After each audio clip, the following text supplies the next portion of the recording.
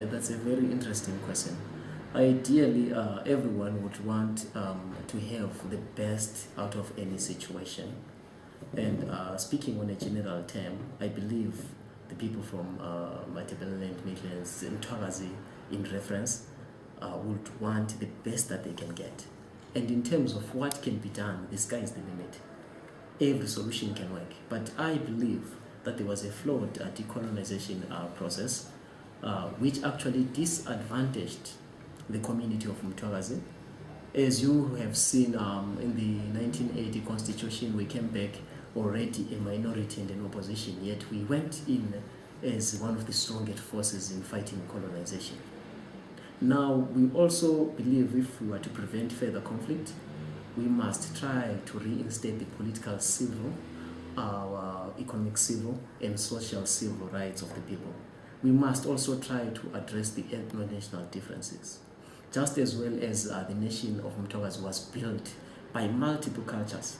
More than 12 tribes are coming together to form a state, and one of the most advanced and well-developed states before colonization came.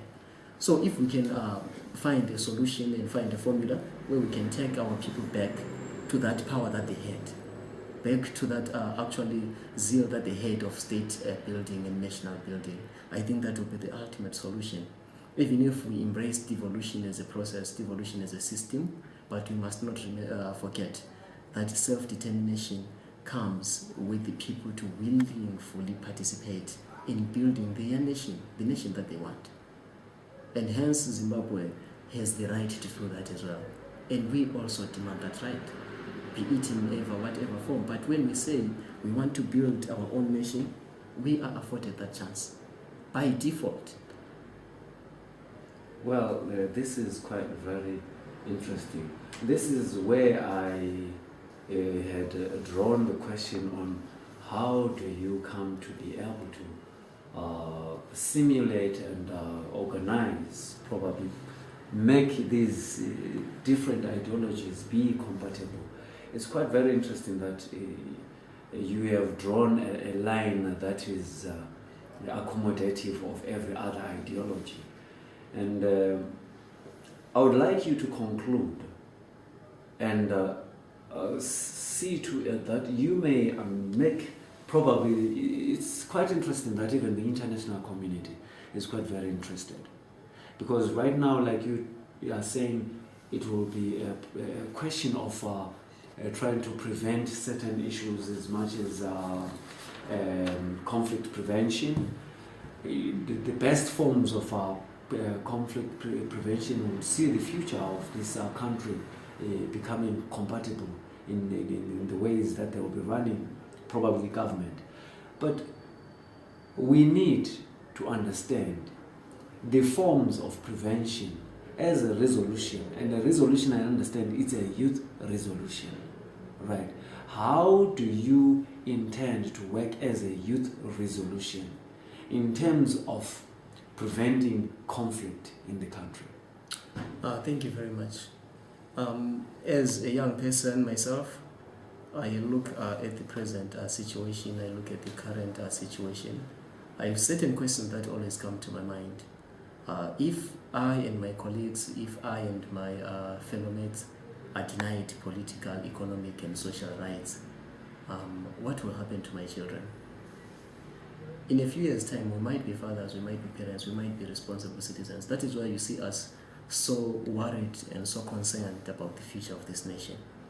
And the only way to prevent conflict is to put preventive measures.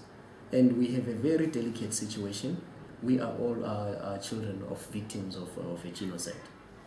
Now, coming from that background, and then now we're suffering a structural genocide, we are being actually marginalized in the political, economic spheres, educational spheres. People have not reformed in terms of how they treat us. And the only way to prevent that conflict is to actually stop the structural marginalization of our people, the pestle genocide that is taking toll in the nation of Mtwagazi. Generally, if people are oppressed, you push them to a corner, you might push them too far. At times, the corner might not have space anymore, and this is the moment. The corner does not have space anymore. And for us to actually prevent this conflict, we have to push back the pressure. We have to take back the oppressive system back to where it came from. And that is the only way we can prevent conflict. And at times we might need to resolve through conflict. Well, talking of a resolution, talking of the word resolution, how did you come to think of such a term, and what is this supposed to mean? What is the message behind the term? We saw that people have discussed.